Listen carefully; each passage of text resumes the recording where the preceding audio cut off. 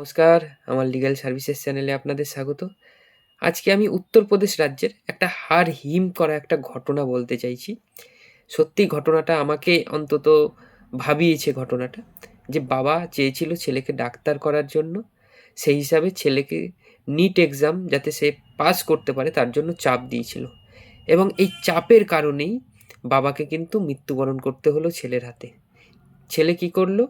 ১৯ বছর বয়সী এক ছেলে, সে তার বাবাকে গুলি করে হত্যা করলো এবং হত্যা করার পর তার বাবার দেহটাকে টুকরো, টুকরো করে নীল ড্রামে ভরে দিল। এরকম একটা নরকীয় ঘটনা।